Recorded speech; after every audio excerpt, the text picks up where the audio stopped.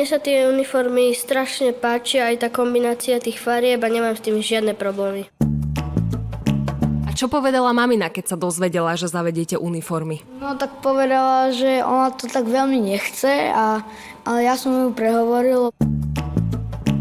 Každé ráno sa mi do toho moc obliekať nechce, lebo tá vesta sa tak ťažšie dáva, lebo je to také, ale ináč sa mi to celkom páči. A nie je to nudné každé ráno sa obliekať do toho istého? Nie, pre mňa to nie je nudné vôbec. Ja rád stávam do školy a rád si to obliekam. Iniciátorom myšlienky uniforiem v Prievidskej súkromnej spojenej škole bol zriaďovateľ spolu s riaditeľkou školy. Približne 3 roky trvalo, kým sa nápad zmenil na skutočnosť. Mne sa to osobne teda vždy páčilo, aj v tých zahraničí, keď sme videli školy nejaké. To je jedna vec. A druhá vec, myslím si, že tým deťom to dodá spolupatričnosť, že patria k nejakej škole a myslím si, že tá rovnošata k dobrej škole patrí. Avšak hlavným dôvodom bolo niečo iné.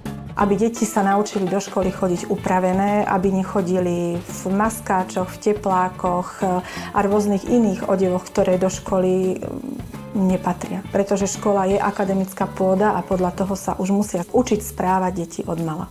Mňa ako ženu zaujíma hlavne to, že koľko času si predtým strávila obliekaním sa. No aj 15 minút, pretože som si nevedela rozhodnúť, že čo si mám obliecť do školy. A teraz? Teraz už len 5 minút, teraz je to úplne dobré. V tom je to čaro krásne, že deti si same tie uniformy navrhli. Ja tu mám aj nejaké obrázky. V podstate tu je tá šatová sukňa, ktorú si môžu doplniť nejakým šálikom. Máme k uniformy aj bermudy. Dievčatá majú. Vidím, že ich požiadavky farebnosti ste nesplnili nejako. Nesplnili, pretože tá modrá farba je dosť náročná na údržbu, častým praním vybledne, tak sme tam zvolili takú praktickejšiu až sivú a doplnili sme to o tie červené vestičky. Hlavná zásada je taká, že musí byť dodržaná farebnosť. Takže pokiaľ maminy majú v tej farebnej škále, ktorú máme, nejaké iné veci, tak kľudne to deti môžu nosiť a používať. Samozrejme, môžu to doplniť nejakými šálikmi alebo gorálkami. Vždy sa z toho tešíme, keď vidíme tú ich tvorivosť v tom odeve. Tieto detičky si myslím, že sa zmazávajú také rozdiely medzi nimi. Neposudzujú sa podľa toho, koľko čo majú, ale posudzujeme ich podľa niečoho iného. Respektívne oni sa posudzujú podľa niečoho iného. Ako to vidíš tvojimi očami? Zlepšila sa aj atmosféra v triede, ako máte uniformy? Zmenila sa v tom, že sa už neposmievajú tí žiaci za to, že niekto mal iné nohavice, niekto mal zase luxusnejšie.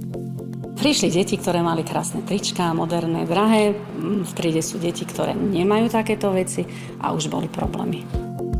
Nemajú, závideli, boli smutné, doma plakali, rodičia potom písali, hej, deti sú deti a niekedy nezabraníte takýmto veciam. Žiaľ, tá uniforma niekedy potláča tú individualitu toho jednotlivca a preto hlavne v tých vyšších ročníkov aj chlapci, ale najmä dievčatá odmietajú nejako nosiť tieto uniformy, lebo si myslia, že viacej vyniknú a teda si budú tú módu určovať sami a toto môže byť práve ten kameň úrazu.